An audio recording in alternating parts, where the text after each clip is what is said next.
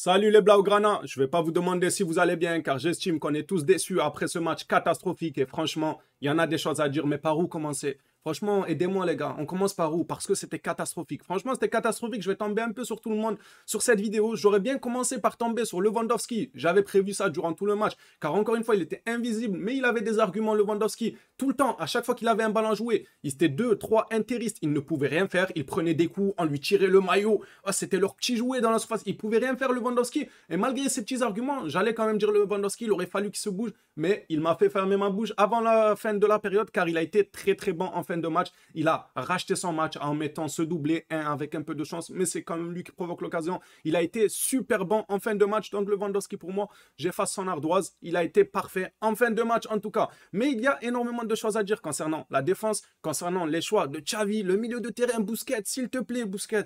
Busquets, t'es connu pour contrôler le ballon. Le deuxième but, c'est lui qui perd le ballon. C'est Busquets qui perd le ballon. Commençons par la défense. J'aimerais bien faire une énorme parenthèse sur cette défense. Gérard Piqué nous a fait chier durant toutes ces saisons, ces dernières saisons, il nous a fait chier. Et aujourd'hui, il se chie dessus encore une fois. Lui, toute sa vie, c'est du chiage en fait. Lui, rien qu'il chie. Il chie les saisons passées. Cette saison, il chie. Il a fait un match à chier. Il a été nul de A à Z. Déjà, sur le but de Barella, bon, je ne vais pas lui attribuer, il aurait pu, voilà, il aurait pu, je sais pas, il lève ses bras. Pourquoi déjà tu lèves tes bras? Genre, il n'y a pas de danger, je la laisse au gardien. Qu'est-ce que tu racontes? Tu fais la circulation, il y a quoi? Il y a un embouteillage, toi passe à droite, toi passe à gauche. Pourquoi il lève ses mains comme ça, il laisse le ballon à Ter Stegen? Mais bien sûr qu'il y a un danger derrière toi. En mode, il a levé ses mains, tranquille les gars, il n'y a pas de risque, on va laisser ça à Ter Stegen. Bien sûr qu'il y a des risques derrière parce que Gavi a mal fait son travail. Il n'a pas chargé Barella comme il devait le charger, Gavi ou Busquets.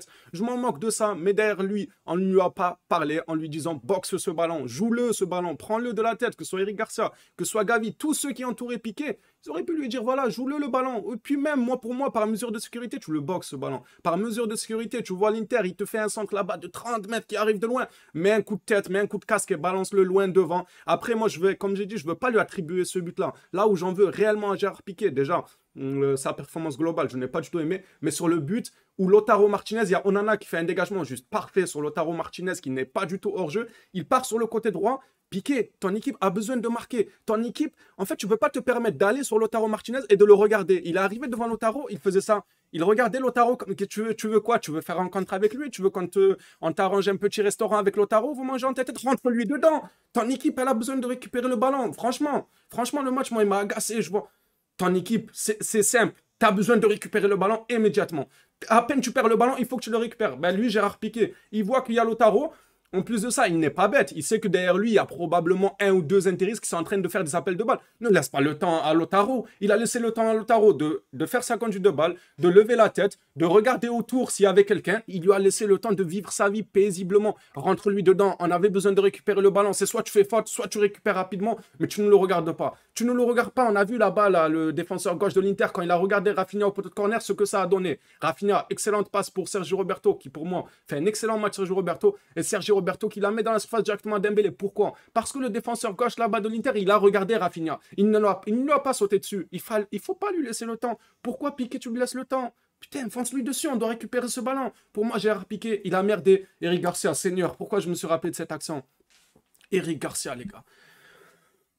Encore une fois, Lautaro Martinez qui nous a fait mal ce soir, il a été excellent, mais Eric Garcia, est-ce que vous vous rappelez du but que Lautaro, c'est qui le met? C'est Lautaro ou pas? Je sais pas si c'est Lautaro, mais le contrôle, il fait un contrôle de la poitrine et il élimine Eric Garcia. S'il vous plaît, expliquez-moi scientifiquement pourquoi c'est du football. Normalement, du football, tu dois regarder le ballon. C'est obligé de regarder la direction de la balle, sinon tu ne joues plus au foot. Je sais pas, tu fais un autre sport, tu fais de la natation, tu fais autre chose, mais tu ne fais pas du football. Pourquoi Eric Garcia, quand le joueur de l'Inter, là, il centre, il regarde le ballon, et puis tout d'un coup, je sais pas, son cerveau, il a disjoncté. Il y a des neurones, ils se sont éteints, il n'avait plus de lumière.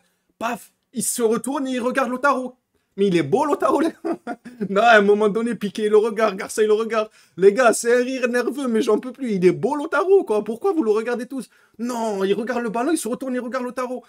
Pour qui tu t'es pris, Eric? Est-ce que, dis-nous si t'as des super pouvoirs, tu t'es pris pour un super héros, vraiment. Qu'est-ce que t'as cru? T'as cru en regardant les déplacements de Lautaro, t'allais attendre. En fait, c'est simple. C'est simple. On va faire plus court sur cette action pour moi. Lautaro Martinez, une fois que le défenseur se délaisse de la direction du ballon, Lautaro Martinez, il peut la prendre de tous les côtés. Contrôle poitrine, rentrer dans la surface, contrôle poitrine, sortir de la surface, contrôle poitrine, revenir sur ses pas vers l'arrière Eric Garcia, lui, avec autant de choix pour l'attaquant, il a décidé de laisser le ballon. Je m'en fous du ballon. Moi, je regarde l'attaquant, mais il a cru que c'était un super-héros. Il était à peine 1 centimètre de lui. À peine un contrôle suffisait pour l'éliminer. C'est ce qui s'est passé. Lautaro Martinez, il a eu juste besoin de contrôler pour l'éliminer. Mais c'est normal. C'est normal, Eric Garcia. Tu peux pas avoir des super pouvoirs pour te dire, dès qu'il touche le ballon, je vais lui sauter dessus. Non, c'est pas possible parce qu'il peut le toucher de plusieurs des manières. Il peut faire un contrôle de la tête. Il peut la remettre de la tête à son coéquipier. Il peut la tenir du genou ou du pied. C'était carrément impossible. Pour moi, c'est une faute professionnelle. C'est une faute de débutant. Même, franchement, même en U8, en U7, à la crèche là-bas, tu vois, à la crèche, quand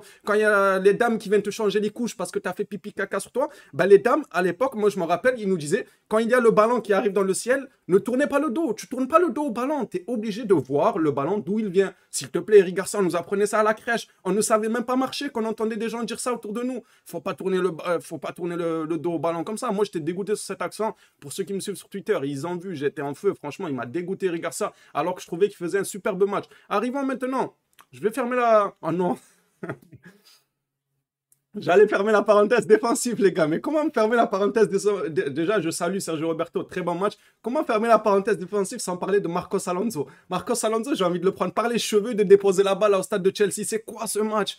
C'est quoi ce match? Je rappelle que Marcos Alonso, s'il est venu au Barça, c'est pour ramener son expérience. Elle était où l'expérience ce soir? Il s'est plus chié dessus que des enfants de 18 ans. Il s'est plus chié dessus que Gavi et Pedri.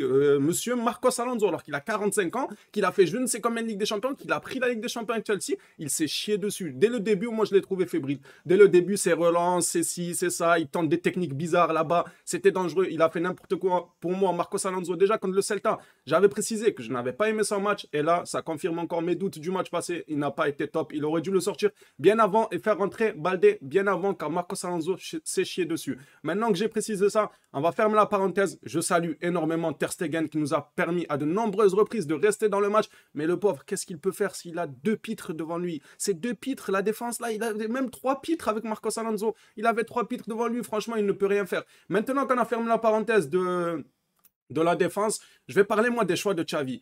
Moi, c'est inquiétant les choix de Xavi. Vraiment, je sais que je me répète sur ça, qu'on a dit beaucoup, qu'il ressemble à Guardiola, qu'il est têtu, mais c'est réel.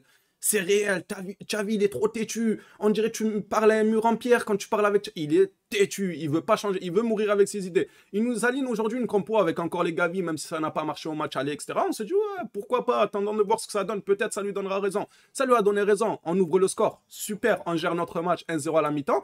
Avant la mi-temps, l'Inter commençait déjà à jouer. Il commençait déjà à sortir un peu les 5 dernières minutes de la première période. Il commençait à faire du jeu parce qu'il n'avait plus rien à perdre. Il perdait 1-0. Ils ne vont pas rester à défendre à 15 derrière. C'est illogique. C'était sûr que l'Inter allait jouer. C'était sûr que l'Inter allait proposer du ballon et te poser problème. Donc Xavi, quand tu rentres au vestiaire, pourquoi tu rentres pas avec des changements? Le retour des vestiaires, normalement, tu t'adaptes à ce que l'Inter va proposer. L'Inter va proposer du jeu, donc ils vont te mettre une intensité énorme sur tes cages. Donc Busquets, il sort à la mi-temps. Voilà, il n'aurait pas perdu le ballon de 2-1, là c'est Busquets qui le perd, il ne l'aurait pas perdu. Busquets, il sort à la mi-temps, tu leur jettes un Frenkie de Jong qui lui est une pile en milieu de terrain, qui lui est capable de mettre l'intensité, de courir, tu leur jettes un caissier, tu fais ce que tu veux. Mais Busquets, une fois qu'on a vu que l'Inter, bah c'était logique en fait, c'est même pas qu'on a vu, déjà on a vu les 5 dernières minutes qu'ils ont essayé d'attaquer et tout, mais même sans voir, c'était sûr que la deuxième période, ils allaient jouer, ils ne vont pas faire que défendre alors qu'ils sont en train de perdre, c'est illogique.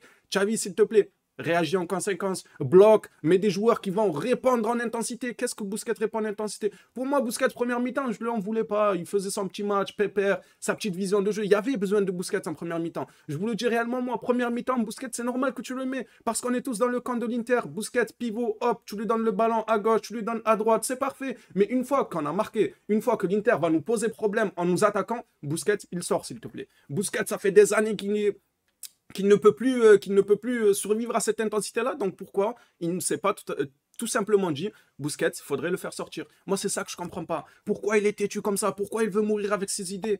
Oh, c'est pas une honte pourtant. Moi, je ne verrais pas ça comme une honte si Xavi procède à des choses. Au contraire, c'est son rôle. C'est un rôle d'un coach de dire, ok, maintenant, on va s'adapter à la physionomie du match. On a mis un but, ils vont nous attaquer, donc je vais leur mettre quelqu'un qui est capable de répondre. On l'a vu, Frenkie de Jong, quand il rentre, percé sur percé. Il prend le ballon, il te court des 30 mètres, des 25 mètres comme ça, balle au pied. j'en veux à Xavi, son manque de réactivité. Après, une fois que tu prends des buts, c'est normal que tu t'envoies 3 à 4 changements. Tu peux même en envoyer 34. Une fois qu'il recommence à jouer à 15 derrière, ça te sert à quoi? Ça sert à rien. C'était avant qu'il fallait les faire les changements. C'était avant. Les gars, je vais pas vous mentir, je ne peux pas vous dire si le Barça a encore énormément de chances de se qualifier ou pas, car je n'ai pas vu le classement, je ne sais pas c'est quoi les points exacts, etc.